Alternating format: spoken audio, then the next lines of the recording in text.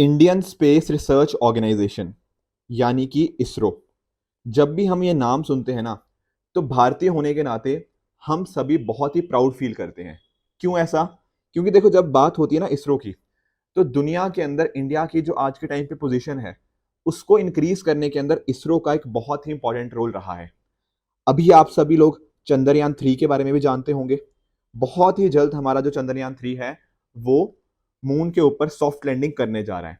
ऐसा करने वाला इंडिया चौथा देश बनेगा after USA, USSR and China.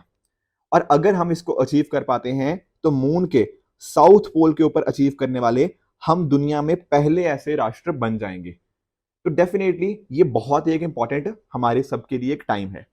साथ में अगर हम बात करें ना, तो देखो इंडिया के अंदर ना डिफरेंट डिफरेंट साइंटिस्ट हुए हैं। स्पेशली अगर मैं बात करूं स्पेस प्रोग्राम की, तो स्पेस प्रोग्राम को इतना बड़ा बनाने के अंदर कुछ साइंटिस्ट का बहुत इंपॉर्टेंट रोल रहा है। अब अगर आप अपना जीएस पेपर 4 का एथिक्स का आप सिलेबस देखोगे, तो उसमें आप पाओगे कि वहां पर आपको बहुत सारी पर्सनैलिटीज को कोट करना पड़ता है, कुछ लीडरशिप के एग्जाम्पल्स देने पड़ते हैं, राइट। तो ये जो साइंटिस्ट है ना, आप इनका कोट कर सकते हो। साथ में अगर हम बात करें जनरल स्टडीज पेपर 3, वहां पर आप साइंस एंड टेक्नोलॉजी पढ़ते हो। उसके अंदर ना एक कॉम्पोनेंट है कि हमारे जो अलग अलग साइंटिस्ट हैं उनका क्या कॉन्ट्रीब्यूशन रहा है, ठीक है ना। तो जनरल स्टडीज पेपर 3 के साथ भी, जनरल स्टडीज पेपर 4 के साथ भी इन सभी का लिंक बनता है।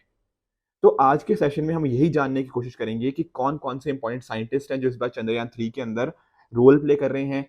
थोड़ा हिस्ट्री के अंदर भी जाएंगे, कुछ लीडरशिप के एग्जाम्पल भी समझेंगे। एक इंटरेस्टिंग चीज ये भी है कि जो चंद्रयान के साथ लिंक साइंटिस्ट हैं, उनका तमिलनाडु के साथ एक कनेक्शन है, तो वो भी थोड़ा समझेंगे, राइट। चलो स्टार्ट करते हैं। पहले हम बात करेंगे डॉक्टर विक्रम साराभाई जी की।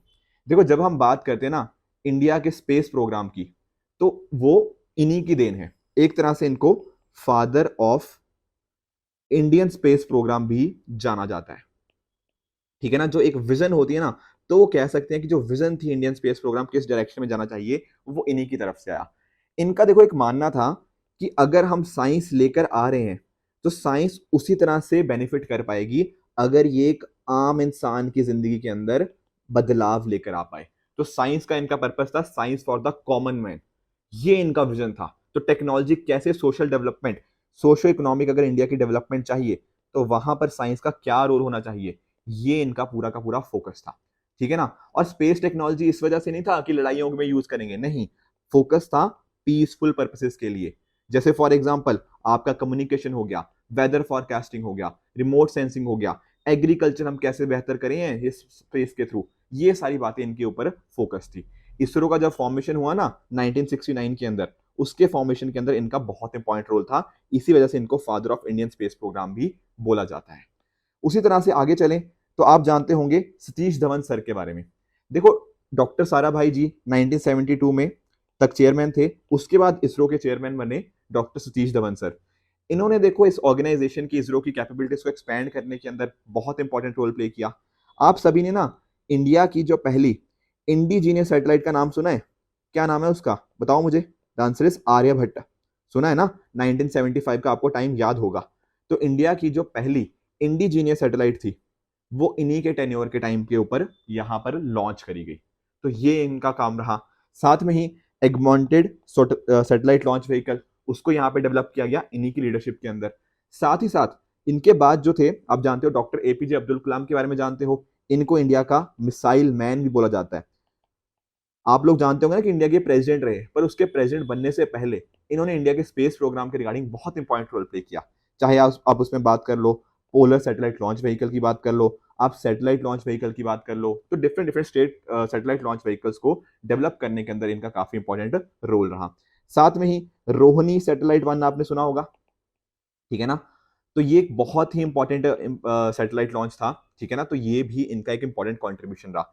इनफैक्ट ना, जैसे मैं बात कर रहा था लीडरशिप के रिगार्डिंग, तो लीडरशिप चाहे आप डॉक्टर एपीजे अब्दुल कलाम जी की बात कर लो या बाकी इनफैक्ट सतीश धवन सर जी की, तो ये बहुत इंपॉर्टेंट थी। कैसे, मैं आपको एक एग्जांपल समझाता हूँ।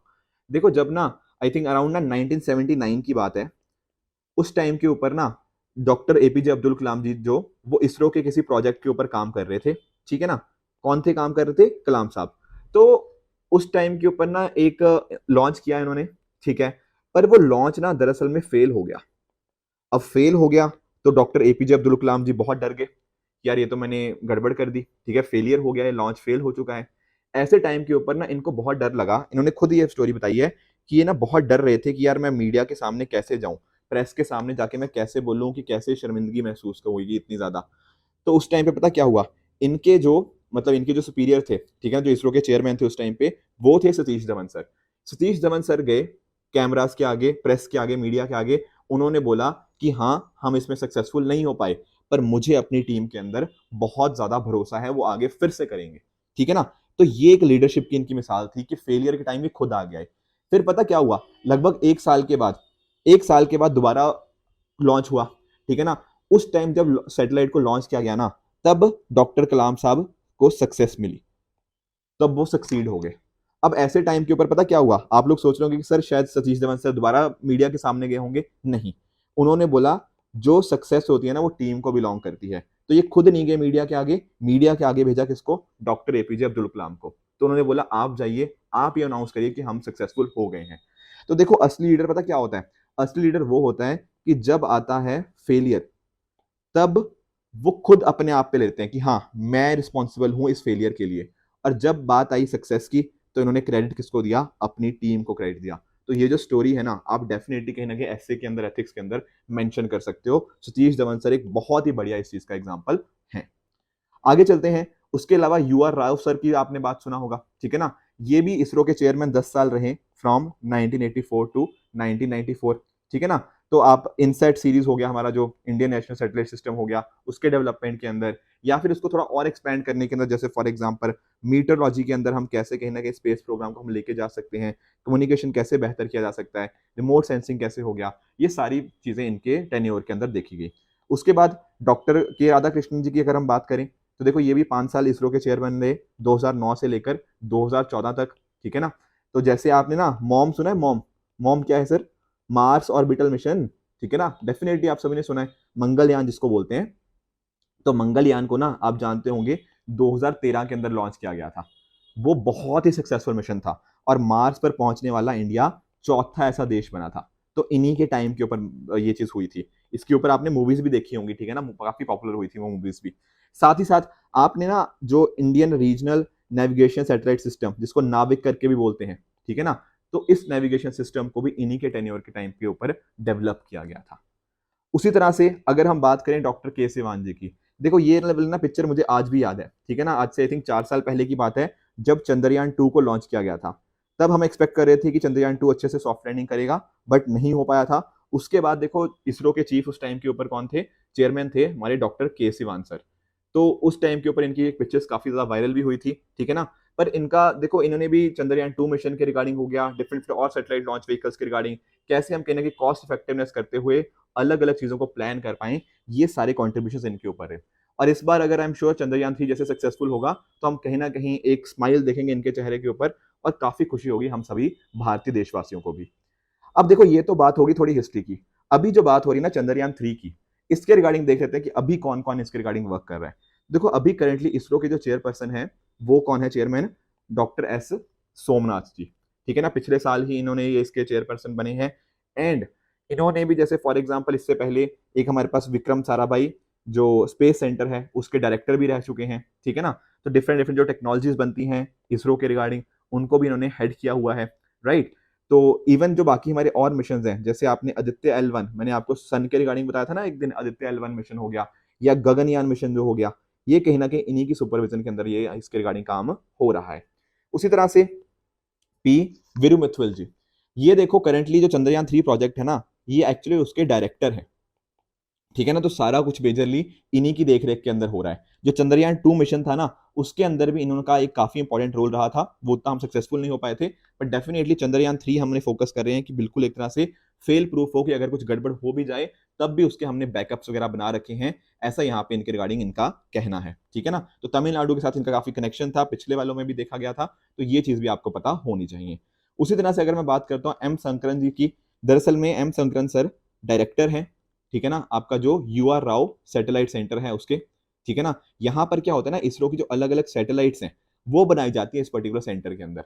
फिर कहीं ना कहीं इन सैटेलाइट्स को कैसे यूज करना है, कौन सी आपकी कम्युनिकेशन के अंदर यूज होगी, कैसे आपको वेदर फॉरकास्टिंग करना है, डिफरेंट डिफरेंट प्लैनेट्स को एक्सप्लोर करने के लिए सैटेलाइट्स बननी है, नेविगेशन के लिए यूज़ करना है, रिमोट सेंसिंग के लिए क्या यूज़ करना है, ये सारी चीज़ें ये जो यूआर सैटेलाइट सेंटर है वही देखता है, एंड उसको यहाँ पर उसके डायरेक्टर हैं एम शंकरन सर।